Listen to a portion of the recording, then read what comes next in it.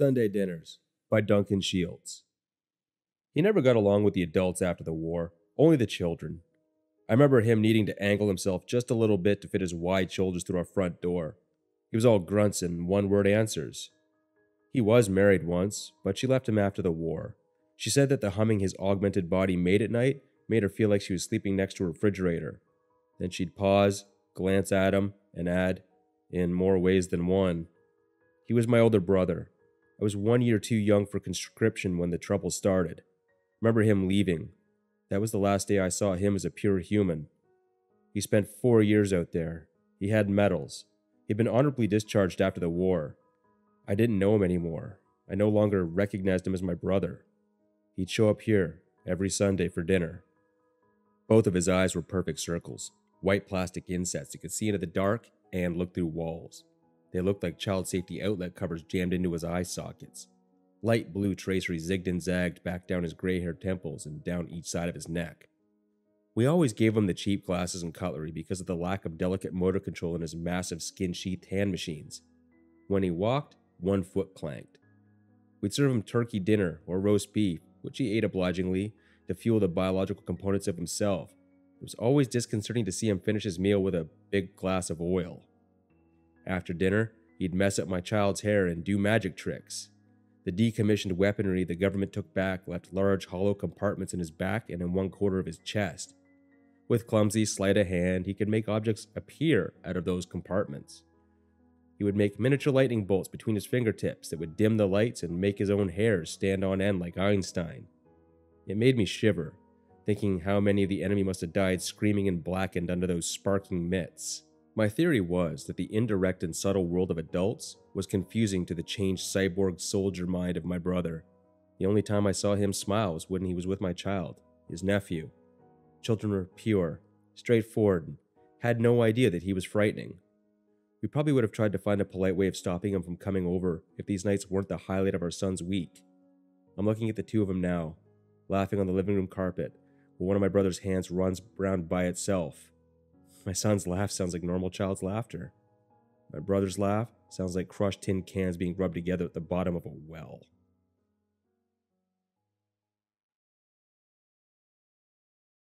Pascal's Bluff by John Newman. Marcy just radioed in, Brenda says as she slams another magazine into her M4. She has to scream over the popping gunfire, punctuated by the occasional boom of a grenade. They can't hold out any longer. Everything's fucked. Shit, I mutter, working the bolt on my Ishapore. I pop up and steady it on the pile of sandbags in front of me. When I speak again, it's a shout over the chaos around us. They're falling back? I can't very well surrender, can they? She pulls a grenade out of her kit bag, pulls the pin and lofts it over the sandbags. She said something weird before she went off the air. I don't know, probably a Bible verse or... Shit!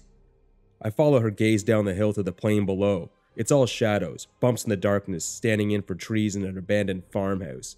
The only light comes from muzzle flashes and tracers arcing through the autumn air. But near the farmhouse, there's a flicker of light. It glows and spreads like a prairie fire. As my eyes focus, my heart sinks. The flames dance and coalesce into a giant pentagram. Summoner! Brenda screams into the radio. Summoner! Base! We need armor up here! Now! Now! Now! Her voice is drowned out in otherworldly din from the plain below us. 1,000 tigers roaring in enraged unison. The flaming pentagram is dulled to a glow in the grass now, and slowly the ground beneath it rises. It's like watching a hill grow out of the prairie. Then the soil falls away, and a pair of huge, bat-like wings rise up from the earth. As the muscled red body emerges, I shake my head. Hold the line! Hold, goddamn you! But they're not holding. Some still have rifles resting on the sandbags, blasting away at the darkness below. Most are hunkered down, tears in their eyes, praying, crossing themselves. 6 years of this crazy shit and they still can't handle it. Suddenly, the gunfire from below us picks up. The demon is on its cloven feet now, wings spread as wide as a football field, its shaggy horned head towering over the farmhouse. As it advances, the cultists swarm around its feet. This is it. This is their big push. We gotta get out of here, somebody screams. Come on, man, we gotta get the fuck out of here. I close my eyes. Inhale. Exhale. Then working the bolt on the Ishapore, I rise to my feet. Frank? Brenda looks up from the radio. Frank, what are you doing? Standing ramrod straight, I raised the rifle to my shoulder. Bullets whizzed past me, but I noticed them only distantly, like wasps flitting against a closed window. I can't take this insanity anymore. A fatal wound would be like winning the lottery. I stare down the sights. Inhale. Hold it. Exhale. Squeeze. The rifle roars, and I could see it all in slow motion. The orange fireball at the end of the muzzle, the bullet exiting the barrel, how it sails over the field, how it catches the demon right between the eyes. The thing stops, the wind suddenly knocked out of it. With a roar, it stumbles to the right, then down it goes, all at once, face first into the prairie, the impact shaking the earth. Hell yeah, somebody screams to my right. Hell yeah! Everyone's on their feet now, rifles cracking up and down the makeshift breastworks. I sink behind the sandbags and take a deep breath. Maybe they're aliens, interdimensional vaders, whatever. This doesn't prove shit.